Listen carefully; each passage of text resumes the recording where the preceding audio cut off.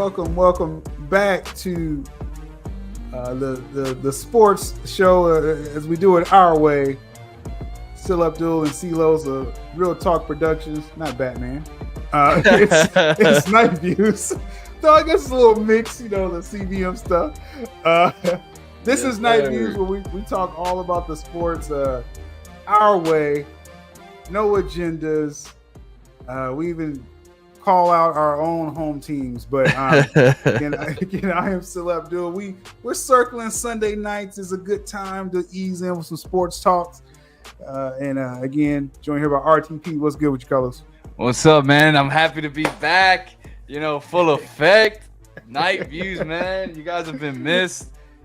I'm ready. I'm ready, brother. I'm ready for the night. We got a lot to talk about. We got plenty to talk about. I mean, we got the story off the presses. LeBron, does he want to trade from the Lakers? The Laker fan in me say, yes, trade him. But we'll talk about that. and then we're going to definitely pay respects to the NBA season, the champs, OKC.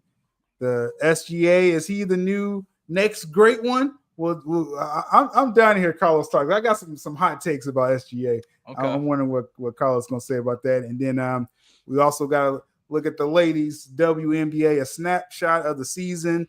I'm telling you, this was kind of the year. If you didn't catch on to the WNBA last season, and first off, you gotta like ball. Like you be like a basketball fan. And if you are, man, some of these new ladies are balling like they playing like dudes out there, man. So we definitely got to talk about that. But let's start with LeBron James. Now, just to remind people, I'm a lifelong Lakers fan, right? I grew up around the time I really got into it right when Magic, like right before he, semi-retired. And that's when I really started watching the Lakers. But that became my team. Obviously, we blessed with Shaq and Kobe, and then Kobe, Powell. Then we get LeBron. And my thing with LeBron and AD was that LeBron, can you allow some of these young kids to step up and play? They traded all the young kids. Yeah. But then we got a chip, but then we fall into Luka Doncic. So I mean, again, just Lakers fan. We get superstars every generation. So I pat ourselves on the back on that.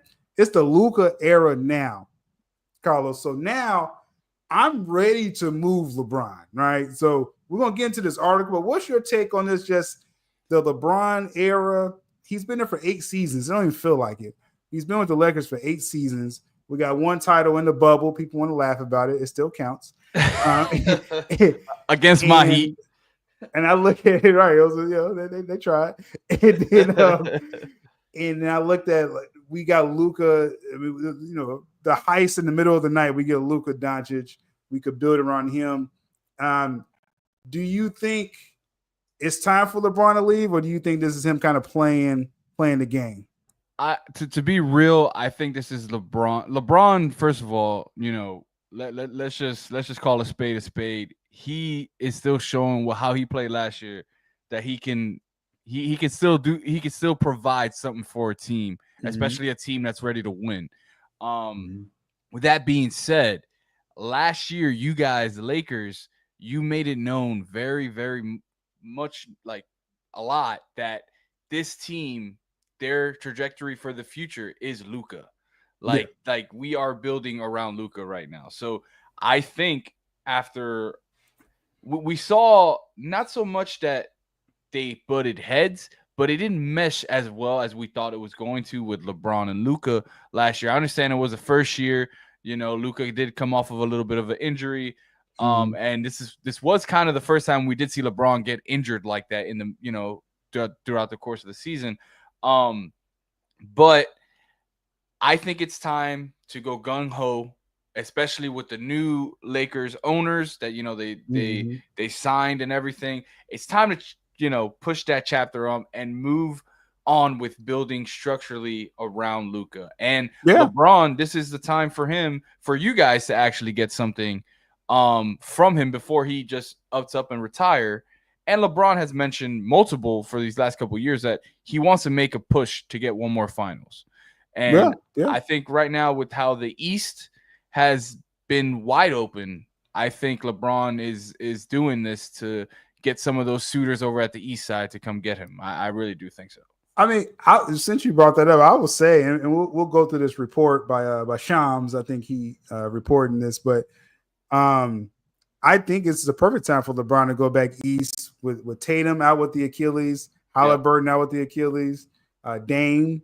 These are all East teams, right? Yep. And now I think Giannis and LeBron should be like, yo, this is my year. Like LeBron should be like, go back to the East. Giannis should be like, I'm about to destroy everybody. Like there's nothing, there's no Celtics. And for all we know, Giannis doesn't want to stay with the Bucks as of right now. So. Yeah, well, I don't like long term. So Giannis is a loyal dude, but I think he has to see though, like, okay, if we can kind of get like another piece, I mean, who's gonna stop me? Like your Heat's rebuilding right now, right?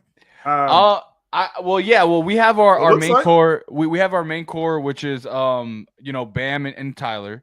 We're trying to load off Wiggins right now. And they didn't pull that for KD, which I was surprised. They didn't go for him. Yeah.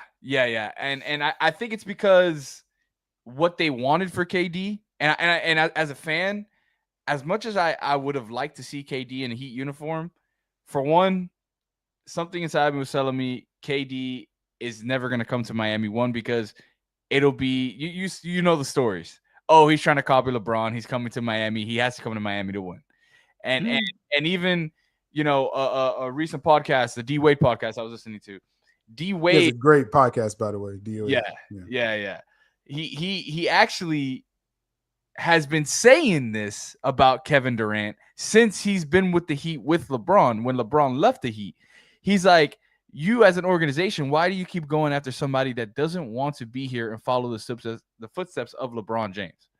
All that to say, for speaking of the Heat standpoint, and you're looking at what we got, we actually have a lot of young talent, and we have a rising star in Bam Adebayo, and he showed us in the USA team last year how versatile he can be and how much he can control a team.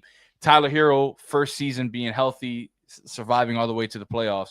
You add a guy like LeBron or even a KD, you need that one veteran to push them. So they're not as far as all these other East teams, are making. You need that piece though, right? Like, right. To be all fair with Bam, he plays great when he's surrounded by other good players. Then that maximizes him, right? Hero, that can't be your number one. 100%. You see what I'm saying? So that's why I say you pull that trigger for KD. Now it would have cost you like Yaquez and some of your young guys. It would have depleted your young guys. You would have had KD for like 2 seasons, and maybe Pat Riley was like, I don't want to mortgage my future. Right. But this was kind of, I mean, I'm just saying, like, I'm not going to doubt the great Pat Riley. I know I made jokes that he's washed, but he said that. That wasn't me. But this was the year to pull the trigger. Like I said, Boston dismantled. Right. As soon as Tatum is out, they're like, okay, Porzingis, you're out. Drew Holiday, you're out. There's listening to deals for Derek White. So Celtics is out for this season. Like we said, Pacers without Halliburton, you see what happened to them in this game 7. They fall apart because he's their closer. We'll see what happens with Milwaukee. This was the year, Miami. This is what I'm saying. Yeah. This was the year to kind of mortgage your future. But like I said, I don't want to doubt the great Pat Riley. So outside looking in, I first of all, the I don't know, we're gonna touch on the draft. Who we picked up for the draft at a 20th. I'm surprised he dropped that low. His name is very long and it's very hard for me to pronounce. But this man looks like a young Yakunanis. I'm done. Yeah. He's like a versatile young Dragic like player. He's a point guard that's been missing in that position. We just as of yesterday signed Davion Mitchell again for us for 2 years, which was a huge come up for the Heat. So like we have these pieces, but like I'm saying, we're shopping Wiggins right now. If we get people were talking about DeRozan and stuff, but if we get into the mix of this talk with LeBron James does decide to come back home to Miami, because so that's what you're angling. I really do think so, because I mean Pat Riley has said it time and time again. I understand when he was down here. They've had their differences when it comes to, Couldn't have his stealing chocolate chip cookies. cookies. Exactly. But one thing Pat Riley has always said, he will always leave a key under the mat for LeBron James. And LeBron, especially his wife, has a bunch of businesses down here in Miami that like she's been mentioning for a while now. She's ready to, make that trip back to Miami. So who knows? Interesting. And just as a Lakers fan, as a resident Lakers fan, I wouldn't mind taking Wiggins. I mean, Right. we could plug him right into there with Luka. I'm good with that. I'm good. Wiggins is a better, like, probably a 3-man really, or third in a trio type thing. But I wouldn't mind that trade if they make these contracts work. Like, let's do it. And I also think as well, since Miami is such a developmental team, LeBron as he's playing with his son, and soon his Bryce will be eligible to be drafted as well within the coming years. Having Bronny be a part of that culture, to improve his game, because let's face it, I mean, being in LA, it's fun. You've been playing under your dad, but has he really been put under the ringer to become the player that Yeah, it was like a sideshow. And again, I get it, and I wasn't trying to be hard on the kid all last season, but I'm like, Lakers, this is title town. We're about championships. We're not about conference titles, nothing like that. If we're not competing for a title, it's a wasted season, right? It's the mama mentality. That's what LA is now. So, with the Bronny sideshow and he made a good move, one of those moves, and it's like, bro, we're trying to win some games, bro. Now it's the Luka show. Now, LeBron and Bronny, we could package y'all to Miami. Y'all have a good time out there. We'll take Wiggins and like another piece or some picks, and I'm good. And then we still got to make some other moves with the Lakers, because we need a big man and stuff like that. But I'm all in with the Luka era now. Like, LeBron, you can ceremoniously leave. For you guys, I would definitely keep an eye on Charlotte right now. They just got I believe it was Nurkic on a trade. That'll be a nice piece for you guys to look into, because Hornets just signed Williams. So I mean, I know he's injury prone, but who knows with the Hornets. Well, they shipped him actually to the Phoenix during the draft. Mark Williams? Yeah. Because you guys were supposed to have him last year, and he failed the physical or something. I don't know what happened with that. It's something personal, I think. But so a lot of pieces to be made. Let's kind of pick through this Breach Reporter. Quoting Rich Paul, the agent of LeBron. I don't know why. How did Rich Paul become famous? But anyway, he says, we understand the difficulty in winning now while preparing for the future.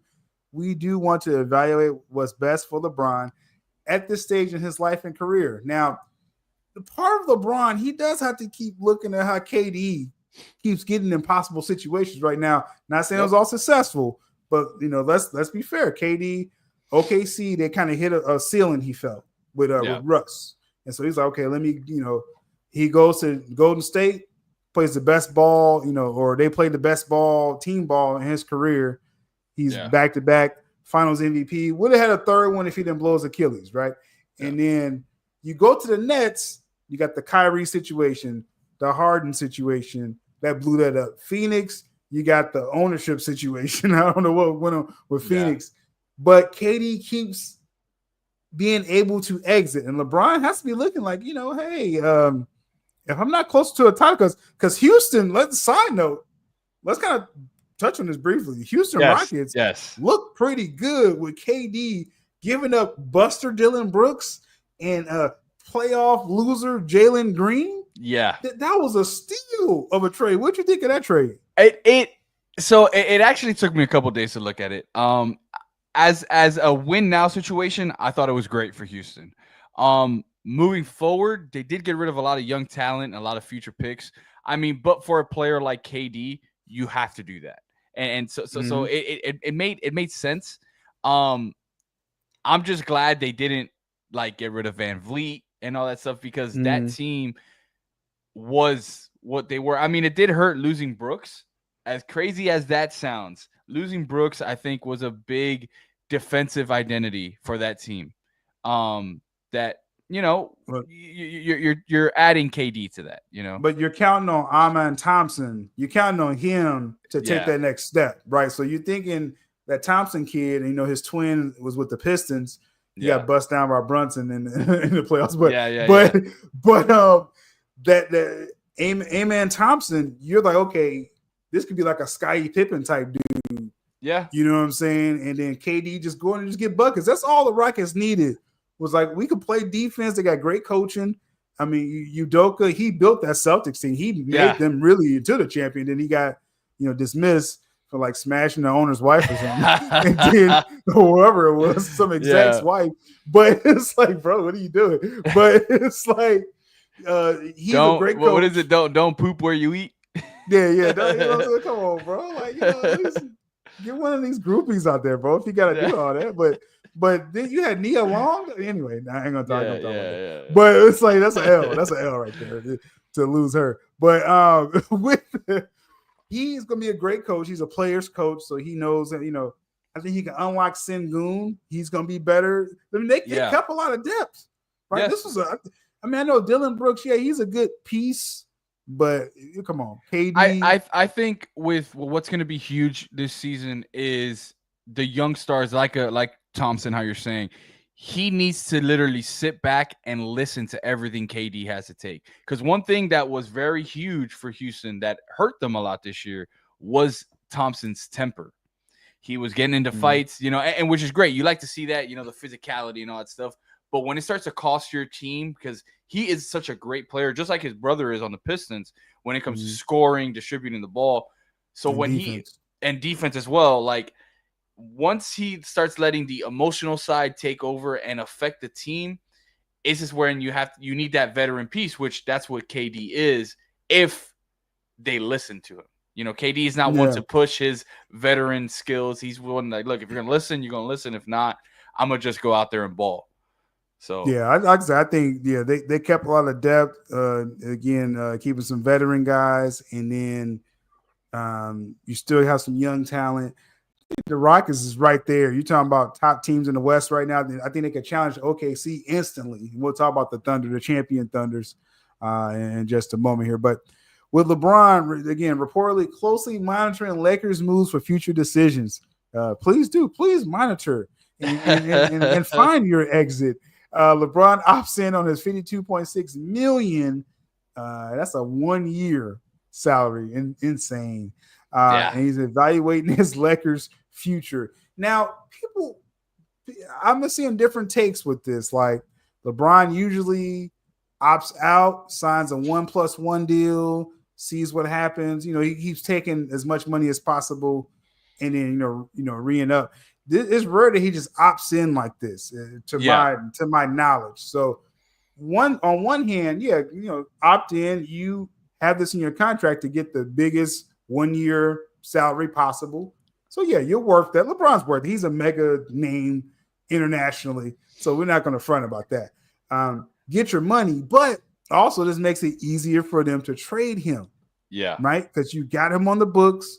So you can get that Wiggins. I think Wiggins getting like 30 or 40. Yeah, and I believe Wiggins is on his last year as well. Yeah, this is the year to trade Wiggins for sure. Yeah, and so with that as well, and evaluating his future. So I know some may take this as a knock towards LeBron or whatnot. Unfortunately, LeBron likes to be the center of attention, as we see. His whole career, he's always And having a guy like Luka on there now, especially with the Lakers going all in on Luka right now, some of that, we saw that last year. He kind of had to take a step back, and he was in certain interviews, he was kind of reluctant. He was kind of like, this is his team. Let him take on, ask him the questions. It sounded like a little dig towards it, but you just felt something off last year when it came with the lockstep between the Lakers and LeBron. So I think there's something there. I really do think there's something there that's going on. I mean, sports. I mean, this is a machismo, sport, man. Like alpha. If you're an alpha, you don't want somebody to just come in, take your bowl from you. It's like, hey, bro, like this is overnight. This is mine. Yeah. Yeah. So and you trade. It's supposedly that was his guy AD. So you trade him away, and the Lakers is like, yo, we gotta get this superstar for the future. Yeah. LeBron, you're kind of the past now, and may not even be the present. You know what I mean? The way the team is structured, because this is what I will say. Seeing them play together, I wanted to see LeBron defer a little more, Yes. and because I think Luka, if you're going to be all in on Luka, you can't have Luka standing around. Luka needs the ball. He needs to make all the decisions. I'm perfectly fine with that. Yeah. And Austin Reeves, in a weird way, Austin Reeves kind of found his role better with Luka there. Yeah. And he unlocked Reeves a little bit. So I just think really either Reeves or LeBron has to go. I'm gonna be quite honest. Like just as a Lakers team, yeah. And the thing is, with a guy like Reeves, we've seen that work with Luka already with a guy like Kyrie. Now, I'm not comparing Reeves to Kyrie, right? But obviously but the style of that position, it works well. We've seen that with Luka. I mean, they made it to the finals, with that team. Injuries and all that stuff put aside, but they made it far. So you add a couple. You add a guy who doesn't need the ball in his hands, like let's talk about Wiggins, right? You got a guy like Wiggins who's like that slot fill, where he doesn't need the ball, but when you give it to him, he could rebound, he could defend, he can score for you. But the majority of the offense is coming from Luka. So it really makes sense. It really makes sense. Yeah, no, for sure. So, like I said, just as ball handlers, I mean, Reeves, needs to handle the ball some too, and he's a good spot up shooter as well. LeBron, not the best spot up guy, and he needs the ball. Luka needs the ball more than that. So LeBron, I really do. LeBron, he needs to be moved.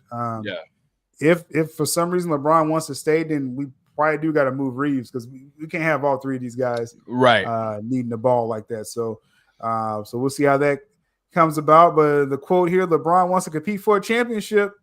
He knows the Lakers are building for the future. Rich Paul saying here. Again, a realistic chance is what he wants. And we are very appreciative of the partnership that we've had for 8 years with Jeannie Buss and Pelinka. Consider the Lakers a critical part of his career. I mean, it sounds like a goodbye note. This is what this sounds like. They'd never talked like this. And you got the new ownership. New ownership maybe coming in and be like, yo, I mean, LeBron era is over, bro. This is I think this is a wrap. In that new ownership, I know Jeannie is gonna continue being in charge of this, but is that only for this season, or is she they're keeping her? Supposedly, they're keeping her as the owner or the what do they call it? The the players, point person. Yeah. Of the, and that's probably was part of the deal where she was like, I need to remain in this role. The what do they call that again? It's not the GM. It's not the owner. It's like the president. It's another title. It's something like that. President of decisions or something like that. Because she has almost like the final say. Yeah, she's like the key person of it. And someone in the chat, they'll probably tell us in replay, like, "Hey, dummy, it's this." But whatever. Like she's gonna be there, as the face. But they answer to the money people now. Yeah. And they got Luka now. And so Rich Paul again says, we understand the difficulty in winning now while preparing for the future. We said that before.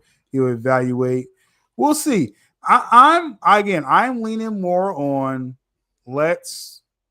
he signed in. We got a set salary for him. This is movable. Yeah. Now, obviously, he's going to pick where he wants to go. I think he has a no trade clause. He has a no trade clause. And usually he again opts out, then re-opts in with that no trade clause. Now it's like he opts in, he could pick where he wants to go, and then he's just going to be there wherever he goes next. That brings a lot of hope to people. Like you mentioned, Miami, also Cleveland could be where you book in your career going back home. LeBron is very dramatic like that, and they have some pieces. Garland, They wanted to move Garland. I think they made a play for Durant, actually. I think Yes, Cleveland did. with Garland, they try to throw him in. They were throwing a crazy deal that I'm actually surprised the Suns didn't bite on it. But yeah, For Durant. for Yeah. Durant, yeah, for Durant at the time. But you see, with that, what's crazy is as much as that would be a crazy storybook ending. With Cleveland, you're right there with what you have right now, and in order to get a player like LeBron, you know Donovan Mitchell too, you finally gave him the key to the city. Would you Right. really want to kind of mess with that flow with adding a player like LeBron? As great fair. as LeBron is. So No, that's a fair thing. I mean, if we're gonna be fair with Cleveland, like you get into the playoffs there and like you have like three guys out. Now yeah, again, taking nothing away from my second home from home Pacers. They had a wonderful run. They made the playoffs really fun this year. The Pacers yes, really did, and knocking out these teams and talking crap the whole time.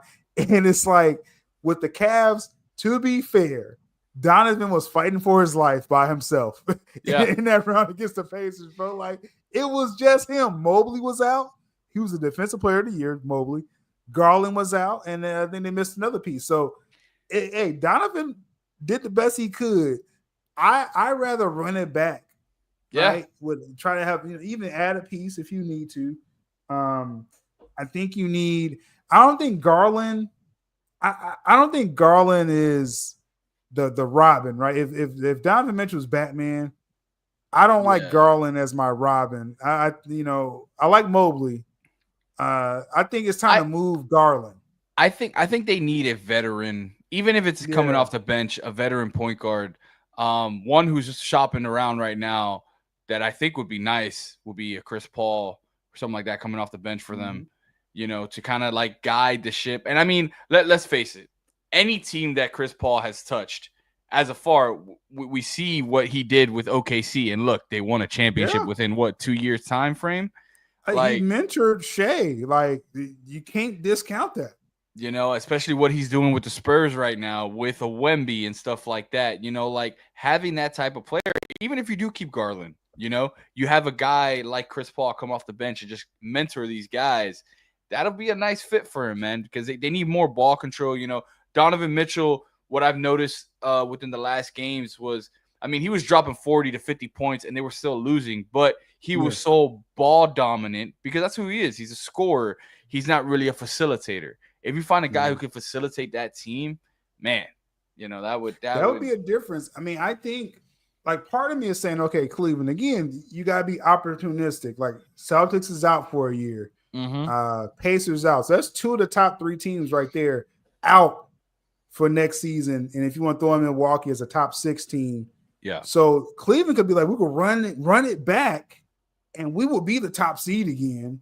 Yeah. And we won't, we probably just got to beat the Knicks, who's very beatable, So it's like, and they want to make some changes too. So it's going to be a really fun off season is the point that we're making with that. I kind of want to pick your brain on that. What do you feel about this talk about the Knicks potentially getting rid of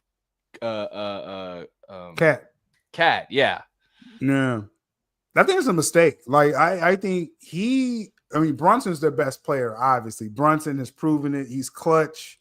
I kind of felt bad seeing him lose, but I was happy my Pacers was beating him but I was like, this dude, he lays it all out. He's Mr. Fourth Quarter, does great stuff. But Cat was a clear number 2 on that team, especially against the Pacers. He was killing us down low. So I think it's a mistake. Trade guy. Again, like on the East, all these teams, Cleveland, New York, if your Heat adds a piece, they should. And if Giannis gets some little up, y'all should be like, oh, the East is wide open. Yeah, we can win this. And the Knicks should be feeling like that. Like, yo, we got beat by the hottest team outside of the Thunder. Yeah, I think we could run this back, and the Cleveland should say this again. So my answer to that, though, I wouldn't trade Cat. I know he can't play defense. That's why the T-Wolves traded him. But he is an offensive threat. I think he's a clear, offensive threat down low. He's a bucket getter, and you kind of live with what he can't do on defense. Right. Kind of structure and strategize. So that's my answer. I say the Knicks run that back, man. Y'all got the squad. Y'all just got beat by a hotter team. That's all that was. I honestly and look, no shots out here towards Thibodeau. I think he coached that team well. Yeah. But now that he's gone, you get the right coach and you coach Cat properly, because Cat was coming up to a 3-point line thinking he was Seth Curry. He can shoot the ball, don't get me wrong, but man, we need you down low. We need you working down there. He does his damage down low, and if you get like an offensive coach, with Cat, Brunson, and Mark Jackson, Abanobi, whatever his name is, like why wouldn't Matt? That's perfect. New York, like what are we doing? What are we doing here, man? Did Mark Jackson do what Udoka did like 10 years ago or something? Like what? Why is Mark Jackson blackballed?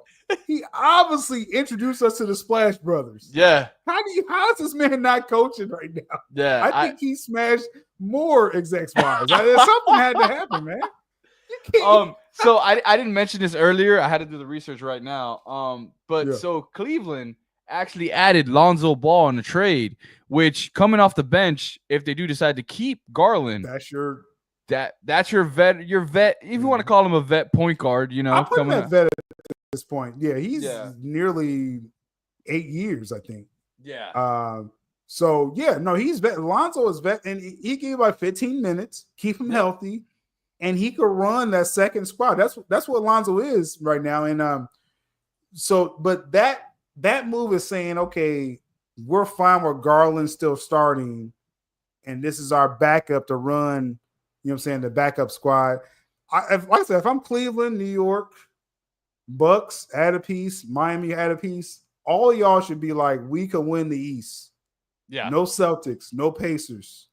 Like all in this next season. To be honest with you, we haven't really touched on the Celtics. I think Jalen is on the move. I think they're gonna move and they're gonna try. I think they're really gonna revamp this team.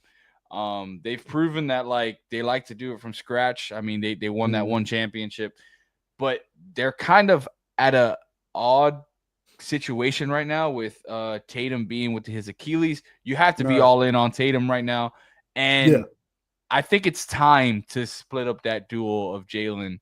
That face of Boston you need to choose. I think that run is over, right? They had that window where they were in the conference finals every year. They're playing your Heat. They were playing other teams, and they made it to a couple finals, 1-1. That window's done. Like as soon as Tatum went down, because they were going to. Let's be clear, the Knicks had their number, even if Tatum didn't get hurt. Oh yeah, they had the Celtics beat, right? So let's be clear about that. They were going to lose, even if Tatum was in the game. Okay, so we're done with that. But but going forward, you say, okay, Tatum, you're out for a year. Get stronger, get healthier. Sports medicine is at its greatest. KD, you couldn't tell KD has an Achilles injury. KD, it looks as good as new. I mean, look at Aaron Rodgers. Right, exactly. Halliburton will be fine. Dame, he'll be fine. Everybody, they take a year off. So with the Celtics, though, in the meantime, what are we doing? Get your value for Derek White right now. Trade him. Oh, yeah. Trade Jalen if he wants to be a centerpiece of another team, and have those pieces ready so when Tatum comes back, it's all around Tatum, and just have like a bunch of, role players around him. And I think the Celtics will be back in another year. I think because I make fun of Tatum all the time, but he is a really good talent. Like let's be fair. He was going down shooting, and that's how you do it. When the Knicks had their number, Tatum was having his best game I think I ever seen him play. And then he went, they were still losing, but he went down shooting. Yeah. And I was like, I got a lot of respect for him. Got a lot of respect for Tatum. It's crazy to see, I kind of wish he never, and this is crazy, a Heat fan saying this about Celtics, but I like this fan. Like, I was kind of sad to see him go down just because he was kind of him and Halliburton. Shout out to Halliburton. What happened? What transpired to them from the USA team. I know we touched on That that is a last funny season. thing with that. You know, look at the season they had and how far Yeah. they got. Yeah. That would have been a crazy story, especially if it was Boston versus Indiana. Oh yeah, that would have been wild. Yeah, because they both got their minutes cut in the summer at the Olympics, and there was a lot of talk about like, man, like they like dissing Tatum and Halliburton. Halliburton was cool with it, and he came out and beasted in the playoffs, right? And Tatum, like I said, he was having one of his best games I ever seen him play in his entire career. He was wearing those shoes right there, the Superman shoes. Superman and then he blew a tire there, and I was like, oh man, I hated to see that happen. I was like, I want to see strength against strength. I hate when the best players go down like that, man. And so let's kind of transition. Let's go to with the Thunder. Again, props to the Thunder. I respect the game. They went out there, they played the teams in front of them. I still say I think Denver gave them their biggest scare of the entire playoffs, and that's Joker. Like just Joker, just give him like an actual team around him, and he could play against the best team in the world. So I mean, hey, shout to them. You know what I'm saying? Before we jump in on this suit, speaking of Denver, like the GM dropped some weird, like, I don't know what they got going on over there, where they're like open to hearing trade talks for Joker. And I'm like, dude, like what has this NBA come to? But yeah, this segment is about the champs right now. Yeah, much respect. This was a fun series to watch. I kind of wish it wasn't over.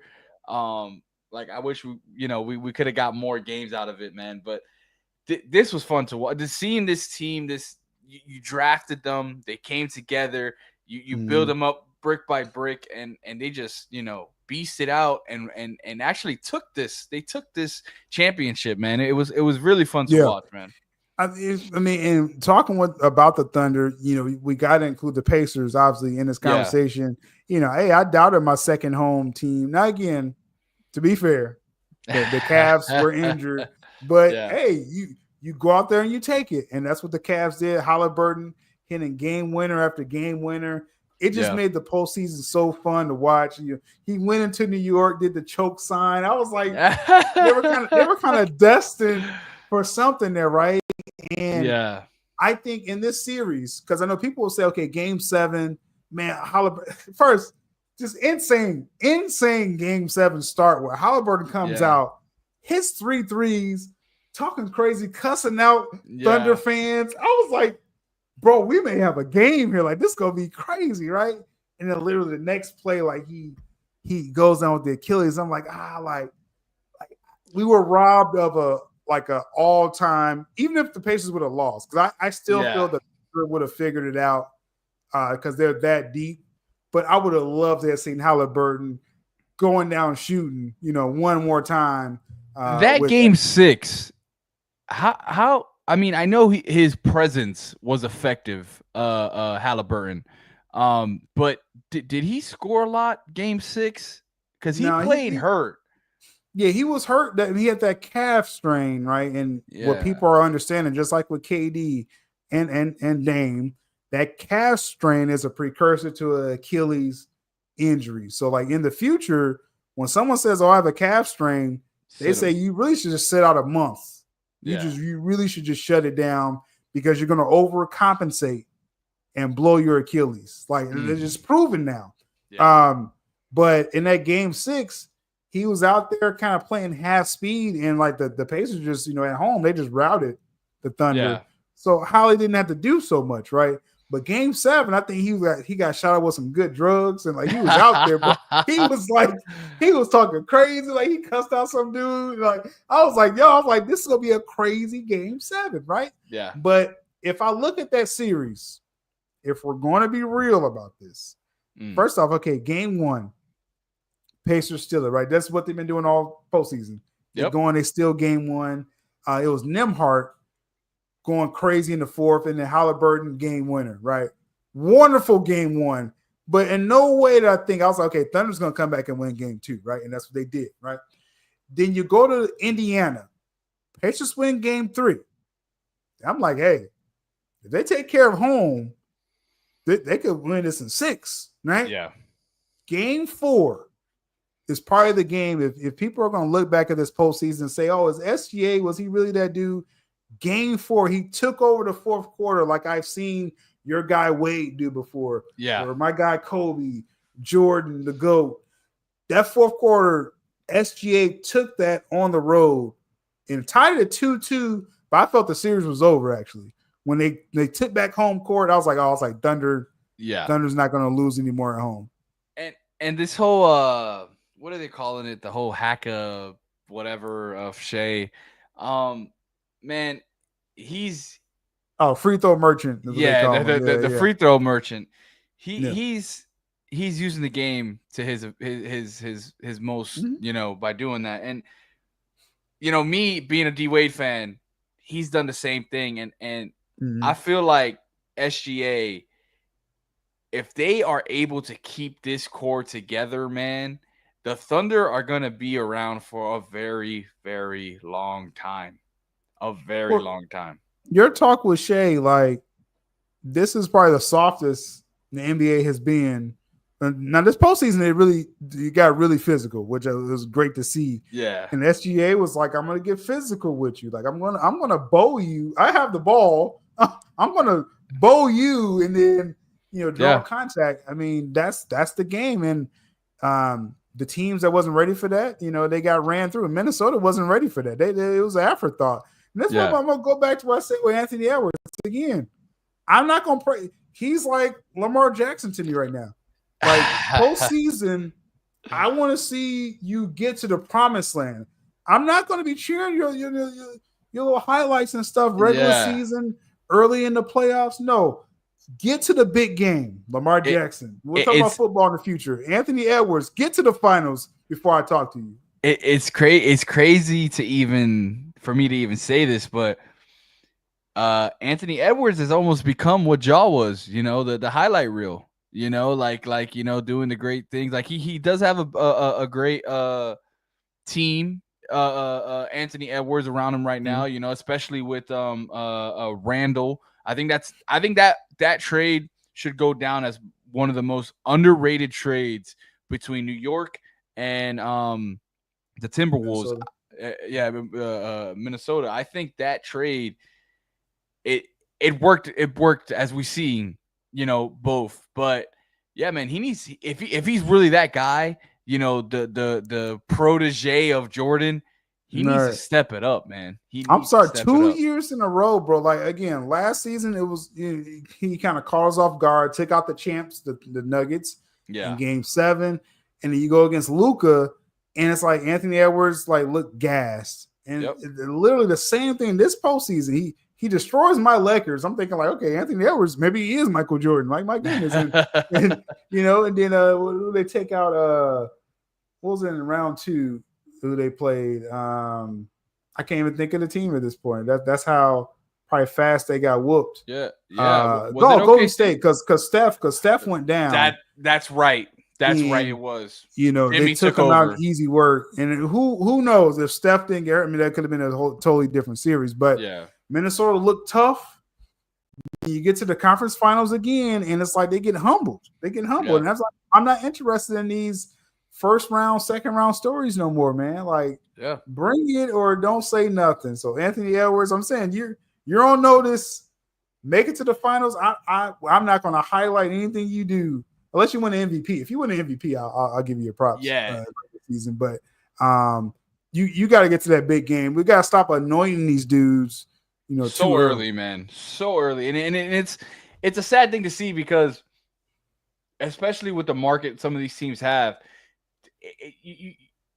It's like they haven't done anything, and it feels like they're putting the whole world around them, man. And it's just like man, sometimes we just gotta let these players play. And I get it. Like I said, you take out a high profile team, Lakers. You're gonna get a lot of spotlight on you. So, I said, I get why they was like, oh, Anthony Edwards, maybe he's that dude. I mean, I thought he was, but. It's like, nah, you can't keep running out of gas, bro. Like, you got to unlock your team or you got to do something. Or you just not that dude. And that's fine. If you're not that dude, I mean, there's been eras. You had the Jordan era. No one else won but Jordan. I mean, Yeah. sometimes you're just not that dude. You know what I'm saying? So we'll see. But as far as again with SGA, just props where it's due. Scoring title, Finals MVP, and regular season MVP.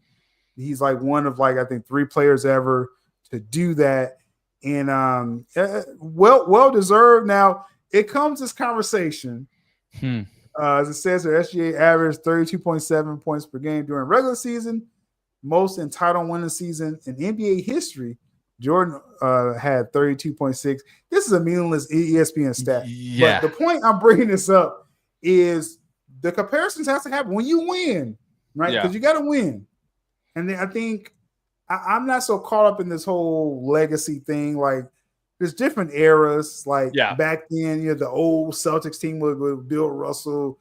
You had Showtime Lakers. You had Jordan, Kobe, Shaq. Even he had a short run. When you had Shaq and Wade, and then LeBron, and then LeBron, and you do the big 3 Heatles thing with that Celtics big 3 had their thing. So you have different eras, different runs. With SGA as a single talent, and I can't. All I could do is kind of rate him with other great guards. He's more of a combo guard, right? I know he's at point, but he's really a 2 guard who can facilitate. So let's just go. This is night view, so we're gonna ask you uncomfortable questions, right? Now let's be fair. Let's be very fair with this. He's not Michael Jordan. Okay, can we do it 6 times? Then we'll talk. It's no diss, right? And I want to focus more. Obviously the winning is one thing, but just your skills as a player. Jordan. I mean, a lot of these people don't realize. You look at your YouTube videos or something. Like Jordan would give you 32 points, but then he would shut down the other guy the same game, right? Shea, he has defensive ability, but I don't see him on Jordan level. So let's kill that, right? Let's kind of kill that right now. So if you're talking about best guards ever, you say Jordan's the GOAT. Then after that, most people will say Kobe, right? I think rightfully so. 5 rings. Yep. Kobe did it on both ends as well. Mamba mentality is in pop culture now because of Kobe. Is Shea on that level? I don't know if Shea is a killer enough to be Mamba level. What do you think? So I think, and I know people, they like to do the comparisons and all that. I think the only player right now we can compare Shea to is Dwayne Wade. This whole Jordan, I understand Jordan is the icon. He is a icon. But just because someone wins a championship, we can't keep putting that photo next to him. What Jordan did is, I wasn't even alive for it. Like it's the legends we hear about as a basketball fan, as a player of basketball. I play basketball myself. Ultimate killer. That's what Jordan was. Ultimate. Both sides. If we are going to put a picture up there, the picture should have been, and this is something that my whole career of being a fan of playing the game, of coaching the game, the disrespect that Kobe Bryant gets is he's looked over so much. The picture that should be up there should be a Kobe Bryant, because that's who Shea should aspire to be, or to be better. Because then after you pass that Kobe Bryant Mamba mentality is when we can put this picture together that we have. Well, and that's what I would say, because I think me and you kind of established, at least on night views. When we're talking about GOAT guards, it's Jordan, Kobe, and then it's your guy Wade. Wade supplanted all the legendary guys. Wade became that third guard, right behind Kobe. Yeah. And he was battling with Kobe in some of those seasons as well too. So props where it's due. And I think Kobe gave up props to Wade as well. So you're trying to catch Wade, and I mean that's not easy either, right there. Now Wade, it's not. I think was more of a two-way than Shea. Also, yes. What do you think with that? No, 100%. So D Wade being drafted, he was drafted as a point guard, but as his career moved forward, especially when Shaq came into town, the Flash became a thing, and that's when he became that 2 guard where you were able to have a guy like Mario Chalmers, a guy like Jason Williams, a guy like Gary Payton, who that they are the point guard, but we know who's distributing the offense in D Wade. He's that combo guard. Wade is probably the ultimate combo guard because Kobe was a straight 2, Jordan straight 2. Wade was like that combo guy, and that's the best comparison to Shea, I think. And again, I don't think Shea's on Wade's level yet.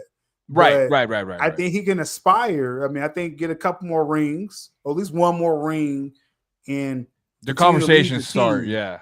Then I think you can start talking about, can he be the number 3 all-time guard? I mean, I think that's a serious thing. But again, what's the criteria? What is it going to take? Is it more ring? Like, you got to have another ring, right? That's in the equation. I think that's a start. Definitely, you need. What needs to happen is what's going to be this next season after this championship. Are you guys going to tank? Are you guys going to be the same? Like that, I think that's the first step they need to figure out, and what Shea needs to figure out. Because I think he has. Yeah, go ahead. No, go ahead. You're good. I think he has to stay in contention. I think that's the main thing. I think as your Heat saw, and then you win your title, then you kind of bottomed out, but then you got the big 3.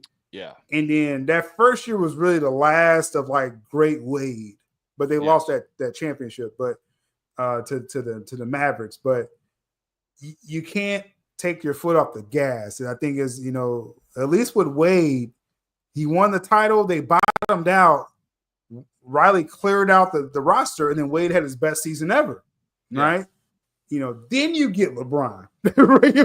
So it's like that was kind of like a crazy 3-year run, for your team. And I think with Shea, you got a legit number 2, Jalen Williams. He showed me a lot in these playoffs. Jalen Williams, man, much respect to him. So what's crazy about that is, and this is, you touched on it about the whole, like how Wade, he had the 06, we got rid of Shaq. Then he had to, he became that player to where he was that number 1. He made that, that movement and made that name for himself until LeBron came down, with Shea doesn't have an aging star next to him like D Wade did with Shaq. Okay. On his first, championship. He has a lot of young guys at his level, age-wise, that if I'm the Thunder, I don't care how much it's going to cost me.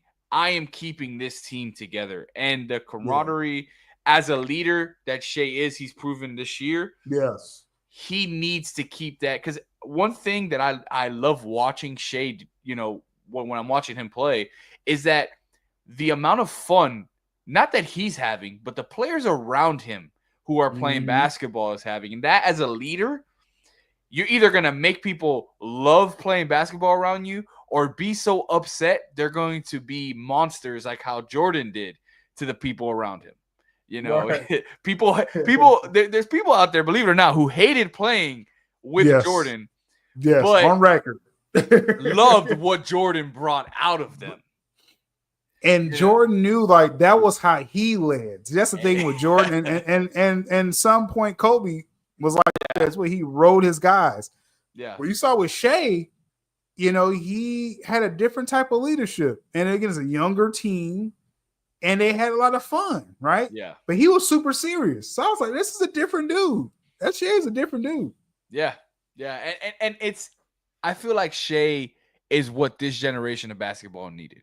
Because, everybody talks about, you can't talk about certain, you can't talk to certain players a certain way. Shea proved, and in certain interviews you see, whenever there's a certain player that he's standing next to, he communicates to that player totally different. Even on the floor, when you're seeing a timeout, the way he's yelling at a certain player or talking to a certain player is like, hey, this happened, you need to be here. Or he's, with Chet, he's yelling at Chet. He's pulling Chet in like, man, you need to, go do what you got to do over here. We need you right now. And then there's somewhere he's like, look, we need you. There's different ways to say it and be effective with it. Right. And to be fair, I mean, Shay, I mean, I mean, it's a young team, but he is Yeah, 26, so he's kind of he's more mature than the other players. But like you said, you want to keep this core. Like, don't make the mistake the old OKC did. Right? They let Harden go. You would have kept those guys. They made it to the finals. KD, Russ, and Harden. You would have kept them together. I don't think KD would have left because you would have had Harden there with Russ, yeah, right? And then you see what you can do, with that team. But I mean, as far as fit though, it's probably better that Harden left. But um, yeah. with this team though, with Jalen Williams, again, I gained a ton of respect. Also on my sports props, he did really good in the play. So shout out to Jalen Williams. Now Chet, I think Chet, he's that unicorn.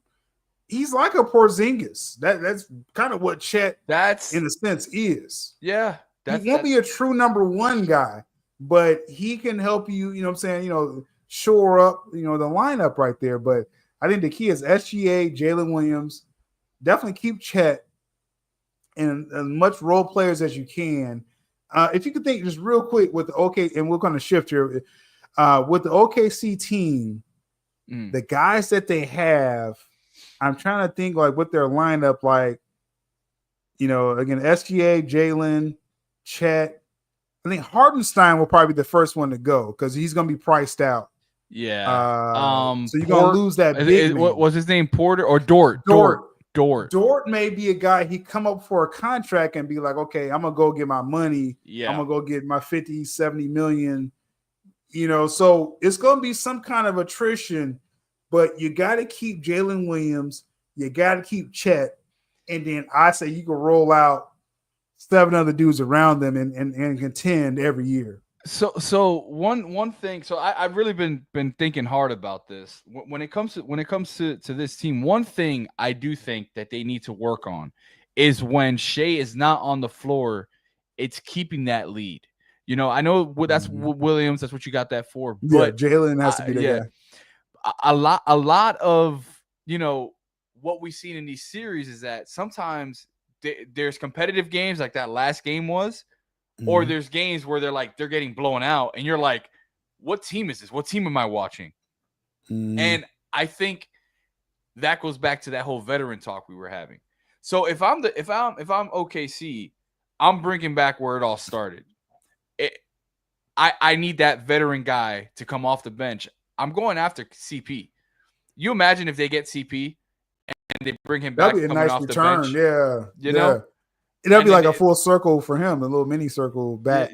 And he had this when I saw that team, that young team, when CP was leading them, that was for the first time since maybe Lob City with the Clippers. I saw CP having fun playing basketball. Yeah. Getting away from Houston, remember? Yeah. And Houston too. Like he you didn't see that stigma. He was just out there balling. He was coaching at times. He had a fun. So if they were to really do that, let's say they do get rid of Hartenstein, stuff like that, you still have your bigs. Go out there, get a veteran like CP, bring him in just to control the flow when your star when SGA Shea sits down. Yeah. That's a good point right there. And like I said, I mean, I see Jalen Williams next season. I see him submitting himself as an all-star level because, like I said, this postseason. And I doubt this is me. I doubted Jalen Williams. I didn't think he was going to be that dude. And just big moments, he was stepping up. Like he was taking big shots. He was driving to the basket. I was like, okay, this dude's for real. Yeah. Jalen Williams is for real, right? Chet, hit or miss, but that's okay. You're number 3, right? You're like Chris Bosh, right? Yeah. So with Chet, what's more important is staying healthy. Yeah, stay healthy too. Staying healthy for Chet is the most important thing.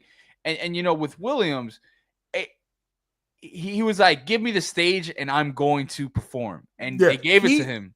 He embraced that whole Pippen. If we keep comparing these duos, Jordan Pippen, like Shea was like the Jordan mode. And when you need Pippen, that's what the Bulls did for 6 championships. Jalen Williams filled in. And so I was like, okay, he proved it, right? So you have something really there with this Thunder, man. And so last thing with the Thunder, we go to next season. The Lakers, my Lakers still got to do some moves. I can't say they're a contender. Minnesota, they got sunned, so I don't Yeah. know if they're on that level. I guess the Rockets, that's probably the team that could challenge the Thunder. The Rockets. And if Nuggets make a move, Joker's going to be right there. Yeah. Well, as crazy as it sounds, I would also believe that the Clippers can make some noise if they stay healthy and if Kawhi stays healthy. I know that's a tree that everyone is like, all right, I'm tired of talking about what can the Clippers actually do. I believe if they do stay healthy, they had a little bit of a run last season throughout the regular season. Hey, they took Nuggets to Game 7. Again, Nuggets only 2 years removed from a championship. Joker is still the best player in the world next to Shea, that people would say. So Clippers took Nuggets to 7. Nuggets took Thunder to 7. So I'm just saying, like, Clippers ain't as far away as people think. They just ran into Joker, is what I think, with that. So that's not a bad take there. We'll see. We'll see what happens next season. We won't be here talking NBA. Y'all already know. We talk some NBA. We may cover some summer league stuff. They're gonna get the summer league going, and we just had the draft. If I remove this away, we just had the NBA draft a couple nights ago. Now, to be fair, most people, I watch college ball, but I watch more women's college ball than men's college ball. Yeah. So to be fair, man, about 10 picks that I really kind of knew who these kids were. But we start at the top with the NBA draft. It was all about Cooper Flag, right? We all knew Cooper Flag, Duke. They kind of dropped the ball in the championship game. Long story there. But Cooper Flag, we knew he was gonna go pro. They say he was busting down pros with the Olympic tryout team. Like like Cooper Flag was giving it to Kawhi and all them dudes for the Team USA, right? So I knew this kid was for real. Now watching this season, and he is like a Army Swiss knife type of dude. That's what Cooper Flag. He's athletic, defensive. I mean, he's a white boy. He has a shot. Like he has all this stuff mixed in with them, and so I obviously wasn't surprised he was number one, right? No, 100%. And to that point, it showed how smart, I guess.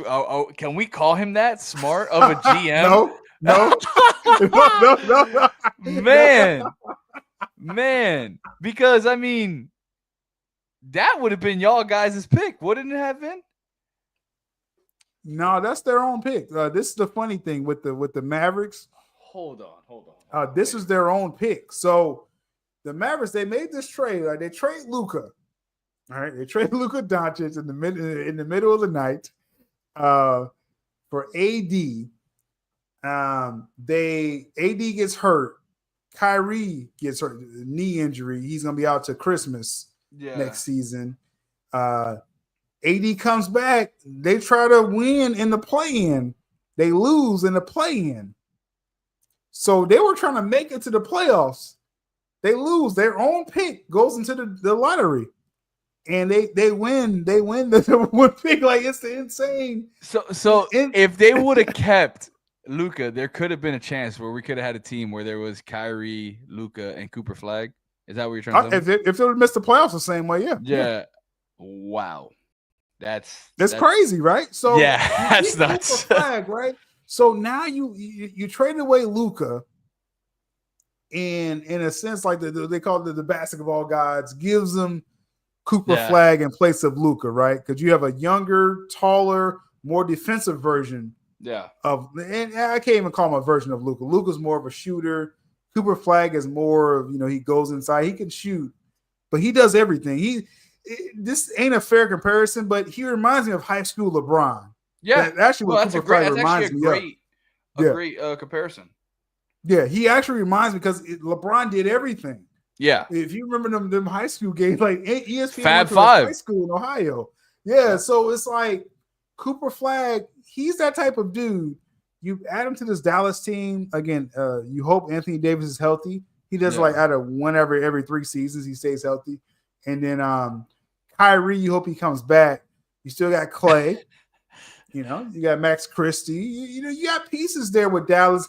I don't see him as a contender off the jump here, Carlos. What do you think? So with Dallas and shout out to Music City Soul, said the Mavs and Adam Silver made a call. That's funny. But what I will say, what this does for the Mavs, which is pretty cool, is that it makes them a complete team. Yeah, we have to worry about health and all that stuff, but you have a lot of positions filled now with Kyrie, with Cooper, and with Anthony Davis when you're coming back. You can literally drop in a couple shooters, and this team, watch out, I think the team, because you got to think with this Dallas Mavericks team, this is the team that Luka took to the finals, right? Yeah. They have all the pieces, and they added Max Christie and Clay. Yeah. Right? This is on top of the team he took to the finals, right? Yeah. So you have an AD now who's comfortable in his 4 position, and Cooper Flag, whatever he can give you 10, 6, and 6. Like, I'll be happy with Cooper Flag. You know what I'm saying? This season. Definitely amazing potential, but we're talking about contender level. Contender level, yeah. Kyrie is coming back, like I said, after Christmas, and he's coming off that knee. So Kyrie ain't gonna be good probably until the playoffs. Yeah. As far as healthy. So they're gonna be a playoff team. So let's be clear. Mavericks is a playoff team, and it's about matchups and what they do in the offseason. But I'm not ready to say they're a contender. I would say it's so. I did see some reports from Shams. He did say that they are looking for that main. We brought him up a lot tonight. CP3. They need that veteran distributor. They were looking at CP3. They were looking at D'Angelo Russell, and stuff like that. Just to kind of fill that void until Kyrie comes back. If they're able to find that piece, I think they'll be okay. D'Lo will actually be a really good move. CP3 I think is a given. I think he's gonna have a lot of suitors. Because CP3 at this point, he's that veteran guard. He give you like 20 minutes a night. Perfect for a lot of teams, especially contending. D'Lo will be a good play until Kyrie comes back. Then you trade D'Lo like every team does. At that point. Yeah. So that won't be a bad move to get D'Lo for a couple months, right? To score for you. So that's actually crazy. That's his career. But with the draft, though, again, the first like 5 or 6 picks kind of stuck with me. Looking at what the D'Lo will be super cheap is funny. The Spurs, everyone was like, "What will the Spurs do?" People felt this is the second best player from Rutgers, Dylan Harper. He's a scorer. He's kind of like De'Aaron Fox, coincidentally. Yeah. Now the Spurs, they fell into this pick because Wembanyama got shut down early. Yep. And De'Aaron Fox got hurt, and so they ended up. You just kind of fall, and you didn't have the best odds, but they ended up with the number 2 pick. Yep. So you're okay. We'll get the best player available, who happens to play just like De'Aaron Fox. So my question to you, Silos, is with the Spurs, okay, you got De'Aaron Fox. You draft this kid, Dylan Harper, who plays just like him, okay? Then you have Steven Castle. That's a rookie from last year. He's good. Yeah. Then Vassell is a scoring guard. All these guys can't stay with this. You can't have 4 guards like this. These are all starter-level guards. Yeah. So do you think it's time to start taking calls for probably Vassell or even De'Aaron Fox? What do you think? Yeah. No, 100%. And what's crazy about this pick, too, so this pick wasn't supposed to be a Dylan Harper. It was supposed to be Ace Bailey. But Ace Bailey decided he didn't want to try out or work out for any of the teams. So he actually dropped to 5th. So with that being said, though, this Spurs team reminds me, I don't know if you remember them, that Sun team that had Isaiah Thomas, Dragic, and all those point guards that then they, that's when Dragic came to Miami. Isaiah, I believe, went to Boston. I wouldn't be surprised if the Spurs do something like that to get some draft, some either drafts or some players to put around Wembanyama. So that's something we got to keep a close eye on. I think I think they would take calls for Vassell because I think when you trade for De'Aaron Fox, I think it was like a wink deal to give him an extension. Yeah. So and De'Aaron Fox, he's a baller. He shouldn't be your number one. I think it's been proven with the Kings. He can't be your number one. Yeah. But if you partner him with a Wembanyama, and then Stephen Castle, Rookie of the Year last year. So you got a foundation there. And then there's Dylan Harper. Now, you say Ace Bailey. Ace Bailey is more of a longer player who's a good scorer as well. Dylan Harper, that's Ron Harper's son. Yeah. The great Ron Harper. And so he has some defensive ability, just kind of like God-given, the hereditary. And he's a good scorer as well, too. I like Dylan Harper. It was debatable who's the number 2 guy. Yeah. Ace Bailey, Dylan Harper. But yeah, man, I would say Ace Bailey's probably the best. Ace Bailey's probably the most talented dude in the draft. Yeah. Like he's long, he can score, he puts it on the floor. Like Ace Bailey, but it's up here. It's up here with Ace Bailey. It's up here and who's around him. I hope he's not a head case, man. Because I'm like, you're too talented, dude.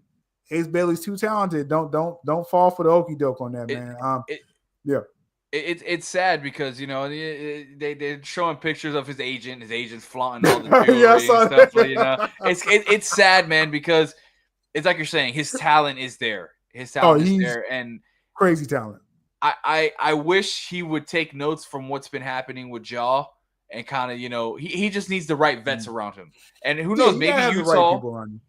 Maybe Utah, you have some vets over there. D Wade is a part of the organization of Utah. Maybe take him under his wing.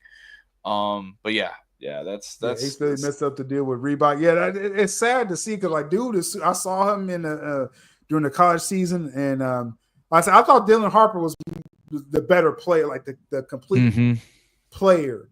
But Ace Bailey, you're talking about just like a wild streak type of dude. He could mess around and be the most talented dude in this draft. More talented than Cooper Flag. I really think Ace Bailey, because you got that length, you got the scoring ability, and that attitude can work on the court.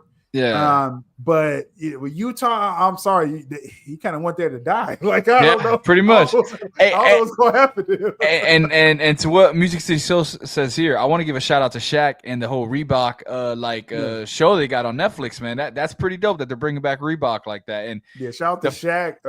Him and his team bought Reebok, right? If you remember, Shaq was a Reebok guy, and AI is a part of the execs. So that just feels right. I bought a pair of Reeboks. Once I heard Shaq I bought a pair of classic Reeboks. I was like, let me get some Reeboks, man. Got those new ones look nice. Those new ones look nice. They're clean, bro. I'll put them on. We got shoes out here, but it's like, but with the number 3 Edgecombe, because since Ace Bailey didn't want to sign with them and didn't want to meet with them or try out, they pick up VJ Edgecombe. Now, what's great about him, he is like that Iguodala type guy, right? That's what they're getting. And if you figure Paul George is done, right? Then this is perfect with Pandemic Maxey. Paul. Yeah, it's perfect with Maxey, and if you get a half a season out of Embiid at this point, right? So this is looking towards the future. Maxey Edgecombe may be that duo.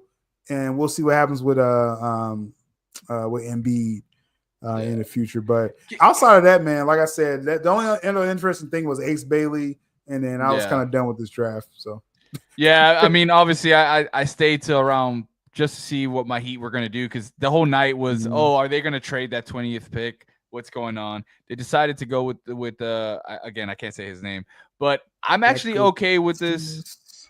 Yeah.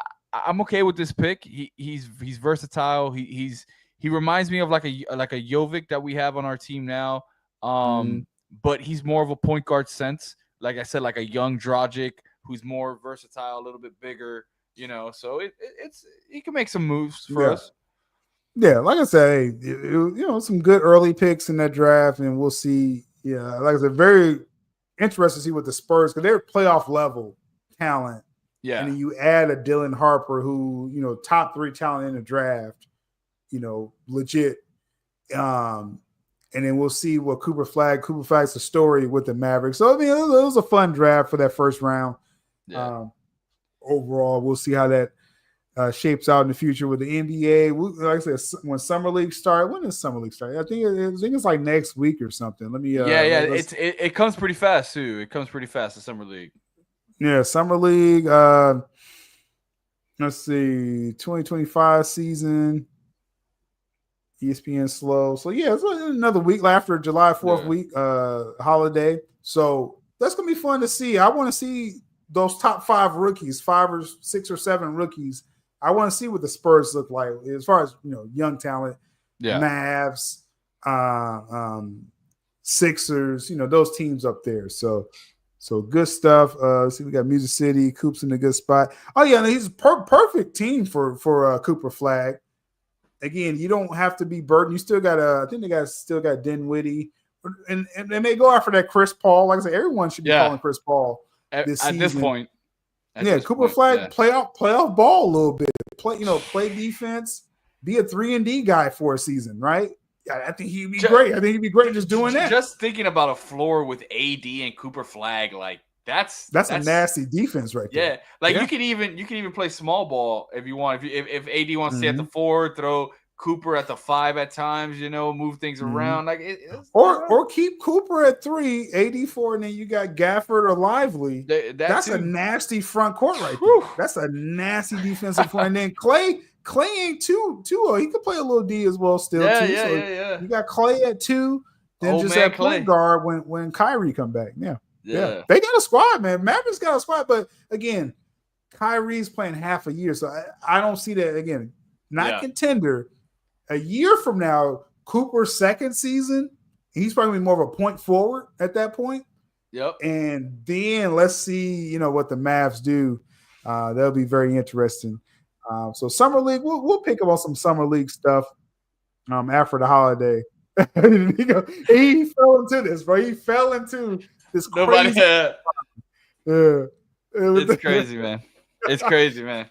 Of stuff with the NBA. We're gonna finish our topics with the women's before we close this out. We want to take a snapshot of the WNBA season. That's the draft. The WNBA season. Now, these are the current rankings as of right before the show here tonight.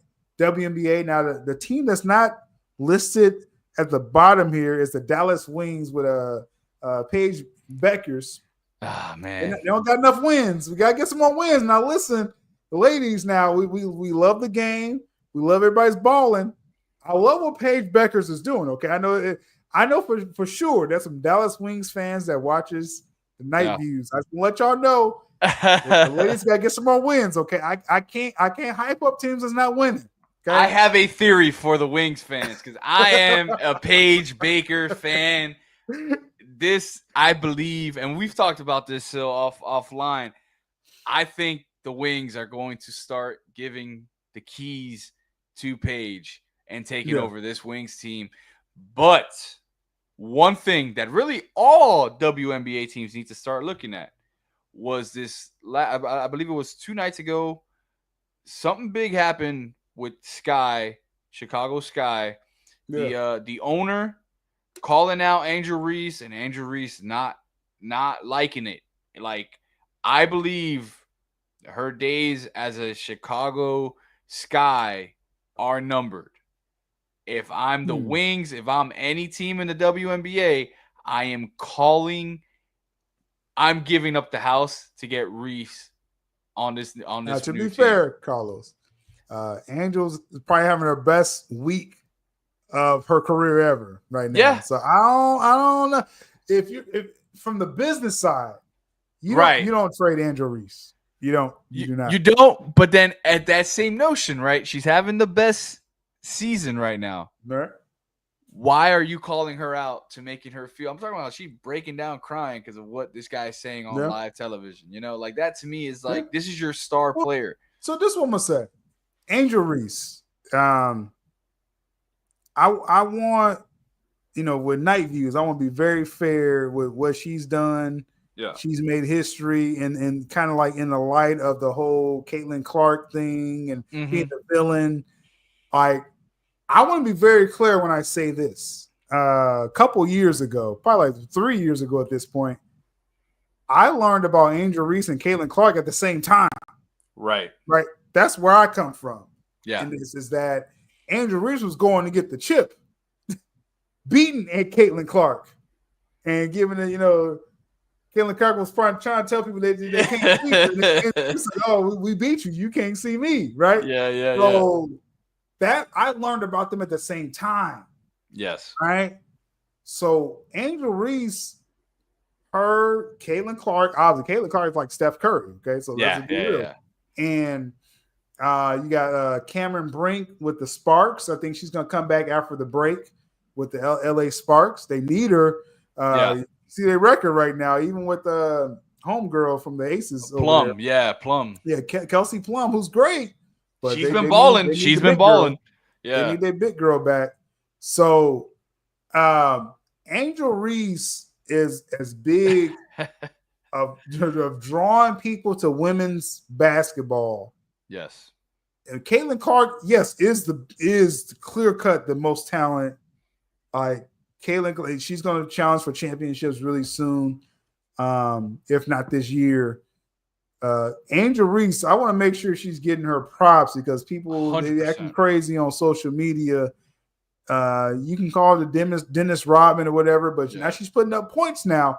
It's going to be a scary thing when Angel Reese figures out her offense. She's going to be the most dominant since Candace Parker. Yes. In women's basketball, period. The Candace best, Parker's probably the GOAT. Yeah. The best thing that Angel Reese has been doing is being quiet and working on her game. That she's been talking to her vets, talking to all these players, working with either if it's men and women, different NBA, WNBA players to work on her offensive game. Because the defense is there, the rebounding's there. It's her offensive game. So she's been putting in that work, man. Yeah, they got to build their team. But shout out to the Chicago Sky. They're fighting to get into that playoff ranking as we see the seeding here. Yeah. So I guess we'll start with the East and we'll kind of work down. Now, of course, the defending champs, New York Liberty, nothing needs to be said about them. They're right there where they need to be. Mm-hmm. If you want to see a good game, anytime some random weekend afternoon or not for WNBA, if you see the Liberty on the schedule, just watch them. They play good ball. Yeah. Ionescu and the big girl. Stewart. Yeah, Brianna Stewart, who I know everyone says Adrian Wilson's the best. Stewart's right there. Yeah. Stewart's right there with her. They are the defending champs. They play good ball. If you want to see the best of the WNBA, catch a Liberty's game, right? Now, the Atlanta Dream, I want to shout out a few players here. Atlanta Dream, because last year they weren't really kind of right there, but they got Alicia Gray, that's the all-around guard. Yeah. They got Ryan Howard, who's a scorer. She's a sniper. And now Brittany Griner, she's on Atlanta now, right? She was with, I think, Phoenix last year. Yes. Brittany Griner, I feel like okay, help me with this one, Carlos. Now, because I always want to be fair with these women, right? But I understand too the physiological side of not all of them can have like a long career. What I'm trying to say is I think Brittany Griner's like on her back end. I don't see her really, you know what I'm saying, doing what she did. Her numbers right now, she's about 9 points, 5 rebounds a game, 1 block a game. This is not the dominant the dominant player, Brittany Griner, that we saw 3 years ago. I think she's on her back end. But what do you did you catch any Atlanta games? They don't always get scared. Yeah. I have it on Fubu. So I've been watching them play. I think unfortunately the situation that happened with Brittany Griner, where she was away for the game for a while, that kind of affected her game a lot. And to be honest with you, I'm gonna give props where props is, and this new generation of players, they're becoming way more versatile, a lot more quicker. They're shooting out the gym. Before, when Brittany Griner was playing, it wasn't at the WNBA wasn't at the True, level true, as what they are now. true. So, she You shined think more. she's part of the old guard? Is that what you're thinking with her? Yes, like the Sue Like the Bird back era. end? Because when I say old guard, I'm saying like Candace Parker just retired, right? And Yeah. it was kind of like that way of playing. You need big girls back then The to play, and physicalness, yeah, and the Brittany Griner was that. triple But now you got threat and all Caitlin. that. Yeah. Now you got Caitlin Clark and all these other players more wide open game. Kelsey Plum and people like Yeah. that, right? Yeah. Yeah. No, I That's fair. 100% agree with that. Yeah, and she has her spot like in history. Like if they write the Oh yeah. book of women's ball, Brittany Griner's right there. I think even she realized like the game is kind of shifting to something else. And hey, she can play some D and do her thing, but she's not really like superstar level anymore. But the team she's on is good. Like she's on Yeah. a really good team, so she can just play her role, do her thing, right? So shout out to the Atlanta Dream. And what they're doing there. Another team, and now, of course, with the Fever, Yeah. Caitlin Clark. Now you had that DeWanna Bonner. Did you catch any of that where she asked to get off? She got benched. Yeah. Because she didn't fit the roster, and then she asked to be released. Did you catch that story? Yes, I did. And look, I know a lot of people made the comparison, Caitlin Clark with Steph Curry and all that. Obviously, the game they kind of almost mirror each other. To be honest with you, her attitude on how she handles it, and I mean, rightfully so. Caitlin Clark is a dog. Like she's one of the best. Yeah. Her attitude, though, reminds me a lot of Devin Booker. Devin Booker is that type of player. If you don't listen to what Devin Booker says, Devin Booker's going to make you wish you don't play for Devin Booker. Case in point, KD is not playing with Devin Booker anymore. Just throwing that out there. Like, wow. like I know that's a far-fetched kind of theory there, but like, and this isn't the first time. I believe the girl who's on oh man. When Caitlin first came into the league, she I don't really know her name. Blonde hair. She got into it with Caitlin, and yeah, she's on the Mercury now. I know Mercury. Yes. Where she was like, I like Angel Reese because she doesn't walk away from a fight. That's what her comments were towards Caitlin Clark. She's hating. Yeah, of course. I would be hating too if you made me get traded off a team. Like, that's wild. But like I said, with the Fever, to be fair with their record, no, it's not Kelsey Mitchell. I know he's talking about what's her name? Again, she's with the Phoenix Mercury now. I think, but am I saying Phoenix right? No, she's on Dallas, I believe. She's on Dallas. I believe she's with she's over there. I think on Dallas. But to be fair with, like I said, with the Fever, as you see their record again, the first 8 gets into the playoffs. We're very early in the season. Fever at the 8th seed, but Caitlin Clark had 2 weeks off, with the injury, and then she had another game off with another injury. So the Fever are going to be okay. Not a lot of news with them right now. With that, another team I want to point out is the Washington Mystics. They had like 3 draft picks, first-round draft picks, and they hit on probably 2 of them with Kiki, Miss Kiki, as I call her, and Sonia Citron, who's kind of like the all-around guard, and they got veteran Brittany Sykes. So just shout out to the Washington Mystics, because making some noise.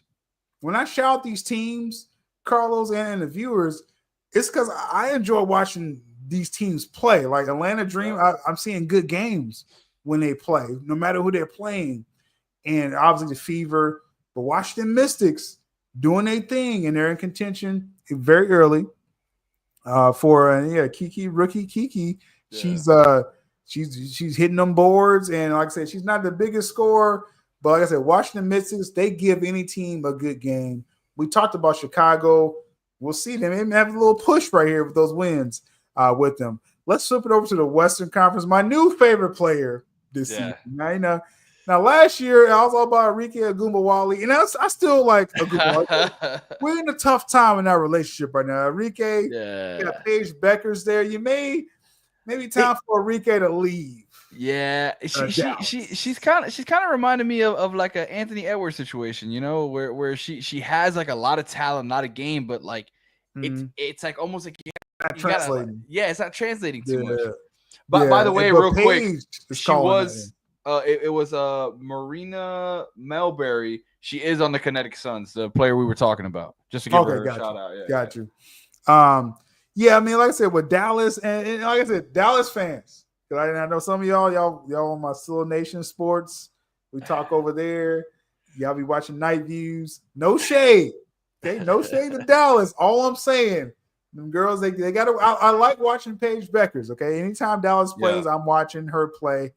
Carlos knows I always shout her out. Yeah. But we gotta get some wins now. Gotta get some wins, lady. I can't give a whole segment to y'all right now. All right. So, but moving on, my new favorite player, Nafisa Collier with the Minnesota Lynx. She is probably what Aja Wilson was doing probably for like 10 years. Nafisa Collier, they was in the finals. She was, she got really close to a title. She's coming back for blood this year. And I'm liking Minnesota, and I think they feel if they match up with the New York Liberty again, I think Minnesota's feeling like, I think we're the better team this season. This is the best team in the league right now, Minnesota Lynx. Have you catch any of their games? I've caught a couple. Not religiously, but definitely I've caught a couple. Nafisa is the truth. Yeah. Definitely they have been balling, and it's been fun to watch. When I do get a chance to catch a game, they have been fun to watch. I believe the last game I saw was them versus Liberty, I believe. And that was like back and forth. I believe they went to overtime when they That's played. some of the best ball. When you watch Minnesota play, they like I say with the Liberty, I'll say the same thing with the Lynx. These are the two best clear top teams in the league. And you're going to see a good basketball game when those teams are playing. It may be a blowout if they're playing a sad team, but you'll see some good ball when Minnesota's on the court. So definitely Collier, she's the truth. And I enjoy watching the games. Now, the Mercury is another team I want to shout out. And one of my new favorite players, Satu Sabali. Now, she's not only a model looking player, but she balls out, averaging like 20 and 8 a game with like 3 assists. She's an all-around player, scorer. They got Alyssa Thomas over there, veteran. Alyssa Thomas was with the Connecticut Sun last year. They blew up that team. Alyssa Thomas is over here with Phoenix now. She's elbowing people and getting 10 rebounds a game and stuff, whatever she's doing, 10 assists a game, all-around player. Phoenix Mercury is my dark horse team. I was going to say it right now. We're very early. I know we're very early in the season. Interesting. Is Minnesota and New York. Phoenix, they probably can clip one of them, right? And be in contention. I like watching Phoenix play. That's a pretty good team right there for me now. And then Seattle Storm, they got that rookie. I forget the young lady's name, but she's like the Wembanyama of yes. WNBA. She's very young, very raw. I'm gonna give her a year or two to kind of get her bearings, and I think they can make some moves over there in the West. Yeah. Now, honorable mention. We mentioned the Sparks. The Sparks, they're working. They're still waiting on Cameron Brink to come back. Kelsey Plum is box office, so she does her thing. And then the Aces, not their strongest team right now. Aja Wilson, I'm used to seeing Aja Wilson with like champion level team. Yeah. Something's off with the Aces. I mean, they got rid of Kelsey Plum, so that didn't help. I think that was bigger than what they thought it was going to be. Yeah. Losing a player like Kelsey Plum, especially being a part of that culture for so long, I believe that was a big thing for the Aces. You mentioned your dark horse. Yeah. I'm gonna me. I like me an underdog. I'm going with the baby team of the league, the Valkyries. Man, they have. That was my last team I was going to bring up. Go ahead. Yeah, like I've caught a couple of their games.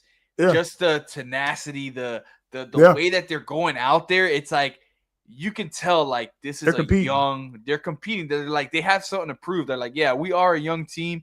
We are this is the first time we're out here, but we're out here with chips on our shoulders, and I love seeing that. Being a part of Heat culture. That's what we about. I'm always gonna throw Heat culture into the conversation, but hey, these Valkyrie, because if you thinking, expansion team, right? It's like they coming to ball. Like they're very gritty. They don't have the prettiest game. Like when you watch Valkyrie, it's not like let's say playing like Minnesota or somebody like that. But the Valkyrie, they're right there, 6th seed, right in the league, and this is an expansion team. Yeah. Right. You got Kayla Thornton, who I didn't really see play before. She's a 4, I think like a 4 position. She's getting 16 and 7 a game. She's a defensive player as well. I didn't even know where she came from. And it's a team around her. I was like, okay, the Valkyrie, they came to play. You know what I'm saying? They ruined Music City's parlay. Yeah, I don't. It's unpredictable. But what I think what's going to happen as we get closer to the break and everything with the WNBA, I think, I would say the cream rises to the top. I think the Fever is going to get better. I think the Mystics are better. They're pretty good right now, and I think Chicago's going to contend. So Valkyrie may kind of come back down because as good as they're playing, I don't know if they can sustain this for a whole season without like a lot of key players. And, like I said, you can't count out Aja Wilson. I think Aja Wilson is going to turn that team around as well, too. Yeah, and they waived their number 1 pick, the Valkyrie. I was like, what? Like they drafted the girl first, and then they like waived her. So I was like, okay, that's weird. But so that's a WNBA coverage. When is the break? Let me. It should be coming up pretty soon, right? Yeah, they got a break coming up. They used to have their schedule. Are they doing the whole like USA versus I don't think this All-Stars? year. I think they only did that for the Olympic year. Right. Let's see. Let's ask. I guess AI Google. That's what everyone does now. When is WNBA break? Because I know they have like a summer break or something like that. Okay, so it's no, that was last year. I don't know. We'll find out next year. I don't got time for all that right now. But so I typed it in. It looks like the All-Stars coming in July 19th. So that should be the next thing that's coming up. Okay, so that's their All-Star break. Okay. Yeah. Well, okay, I got their schedule. Okay, we got the start date. We got key dates in the WNBA season. They announced the captains today for the All-Star game. CC and Feet are the captains. Okay, yeah, that makes sense. Collier and Caitlin Clark, that makes sense. I don't think I got the right schedule right now, so I'm not gonna. Yeah. Okay, I got it right now. Okay, so training camp. Let's see. We already got the Commissioner's Cup that went on already. Got the Commissioner's Cup Championship July 1st. Who's in that game? Why don't we know this stuff? July 1st. That's this week. WNBA commissioner. I might have to put some money on that. Let's see. It's the annual in-season tournament. Who's in the game though? People. I swear, man, it's live television. Music City Soul said Fever. It's Fever and Lynx for the Commissioner's Cup July 1st on Amazon Prime. So that should be a good game. I'm picking Minnesota right now to win that game. Quite easily, actually. I think they're just the best team. Yeah. Their All-Star break is July 17th to 21st. I should probably I need to clip this. So the All-Star break, All-Star game July 19th. So they don't have that Olympic break this year. Okay. Yeah, so because I think they're just for the Olympic season, but I'm gonna make sure I clip this schedule. And in fact, I'll bring it up on the screen here in just a second here. Because last year was different because of the Olympics. We were kind of covering that, in real time. Music City, who you got? Commissioner's Cup, Minnesota Fever. You got to go with Fee, man. You can't. Do you Can't pick against her right now. I got a question. Do you think that's why they've been kind of because Caitlyn has been like off and on playing, not playing. I know they say it's because they're trying to She do has her some health thing. injuries. Yeah, I think the injuries real. Okay, okay. so, so we got the Commissioner's Cup that's coming out a day before Jurassic World Rebirth. I'm Commissioner's actually gonna Cup go see that Championship. tomorrow. That's what's up. Yeah, we gotta talk about that. Yes, sir.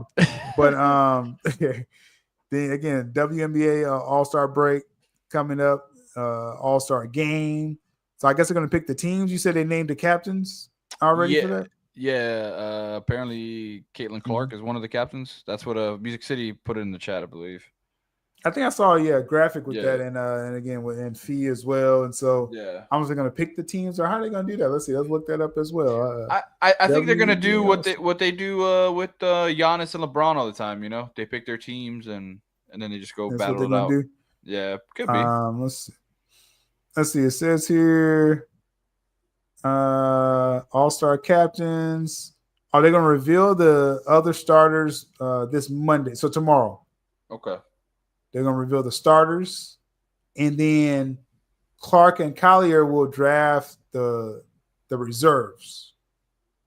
Or no, they okay. No, like you just said, they will pick their team from Okay. the players as announced. Right? Actually, I can just pull up the screen right here instead of just trying to dictate it. Let's bring it to the people here. We got about 10 minutes. I got about 10 more minutes, and I gotta close this out. Okay. Let's see here.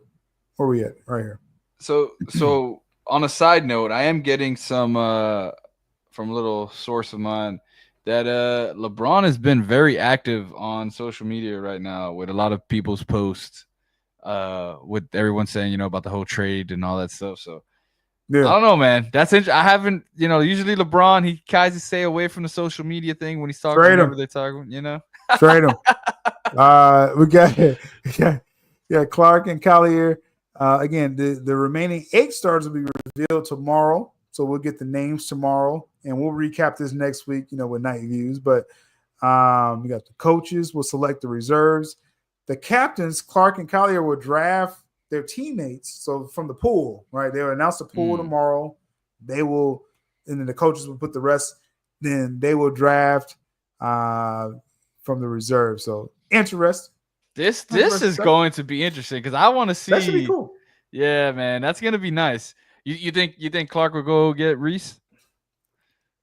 I think she would, just for the, if you're talking about marketing, because that's if the WNBA is smart, you make sure Caitlin Clark and Reese plays together every All-Star game, because that's just all the eyes when they're with their own teams, have them battle out. But for All-Star weekend, let them play together. That will kind of calm down the fan bases a little bit, and just you have some iconic moments. They played with each other last year in the All-Star game. Look, man, I'm about to put my suspender hat back on right now. So look, being a Heat fan, again, I'm gonna bring it up. All-Star weekend is the start of a lot of conversations. Hence, that's how the big 3 started. So, if Angel Reese ain't happy where she's at and she starts playing with Caitlin Clark and she's having a good time, all I'm gonna say, that's gonna be about money. Yeah, that would be. If you find a way, because this doesn't happen in these like hero villain stories. It sort of happened. If we're going to be, Rodman joined the Bulls. He was with the Pistons, right? Beating up Michael Jordan. Then they get Rodman. So that was kind of like the closest thing to this, right? Yep. You get Clark and Reese on the same team, they're going to win a couple of championships. Oh yeah. Yeah. It's over with. They're going to win some championships, right? So yeah. I don't really see that happen, because if I'm Chicago, you don't let Angel Reese go. You just don't. Treat her better. Team's losing. You got to treat my girl better over there. I like Cardosa, the big girl from South Carolina. She's coming on, and you just need some more. They got rid of all their guards. I'm like, what is Chicago doing? You got rid of Marina and Shinnicky. It's crazy Clark, because like whatever it is. they don't have any help for Angel, but then yet you got the owner coming out saying all that stuff about her, man. It's like, come on. That was weird. Yeah, very That's weird, very definitely weird. weird. But we're gonna close this one out, man. Night Views, like I said, it's really good to be back here just to chop it up with sports. Overall, the notable stories. Yeah, Trinity, whatever her name was, yeah. Yeah. But with coming up this week, we'll have, I guess, some all WNBA All Star talk. We'll see what's going on with this LeBron trade threats and things like that. And we're gonna meld in some football as well. We're getting close to college football as well. So, and I'm getting my college football game next Monday. Okay. So I'm taking the whole day off playing college football on Xbox. Are you getting it so. for the? You got it on Xbox? Okay. On okay. Xbox, yeah. Is it cross-platform? I think it crosses. Yeah, you on PlayStation? I'm on PlayStation, man. Hold up. Yeah. We're gonna have to do a Night Views showdown. Yeah, I don't know if you want it on live, so. Man, we have to do that live, man. Someone has to catch an L. I'm just saying live. I don't know who it's gonna be. I'm just saying someone has to catch an L. Probably won't be me, but for sure, more sports to come. Sunday night, we will be here. Carlos, what's coming up with you? You got the whole RTP brand out there. What's going on? Yes, sir. We got a lot, man. So as you guys see, we are doing a lot of sports. So officially, if you guys can please go follow the RTP Sports Network. It's its own channel. That's where everything that I do. I have a big event that I'm doing tomorrow over for an adult league. It's a championship game. We're going to be recording it live, editing the videos and all that stuff. That's on the sports side of things. We are with the RTP are doing, RTP Geek Station, where I'm going to be touching on all things DC, sometimes Marvel, but mainly the new show that I got coming out right now is called The Watchtower Report, where I'm going to be touching on everything DC that's coming out. It's the time for DC. And then I got my Real Talk Reacts as well, where I do a lot of different reactions, whether it's sports, trailers, movies, all that good stuff. So, yeah, man, we're booming. We're moving, man. It's exciting times. Hey, man, summer's getting hot, very active with content. People already know as far as with, my film and entertainment stuff. So check out the Still Abdul Geek Network. Overall, we just dropped a bunch of videos today, did a live stream. We're eating, man. This summer, next week, we got Jurassic World Rebirth. We got the Super Jurassic Superman coming out. Yeah. Fantastic Four is going to be a very busy summer, but Sundays, like I said, we took off last week because we were supposed to win live last week. We was like, let's watch the finals. Let's right. Watch the finals. And, it kind of was an underwhelming, because Halliburton got hurt, but we're going to be here most Sundays when possible, especially during NFL season. We'll be here Sunday nights recapping the NFL, NBA, WNBA, college sports as well. So we're going to close this one out. Much love to those following the Still Abdul Sports, RTP as well, Night Views in conjunction. Shout out to Music City in the chat. Those that catch this on replay as well. We're just going to go and slide on out of here. Outro's coming up soon, okay? It's not coming tonight. We're just going to end it right here. Much love. We out.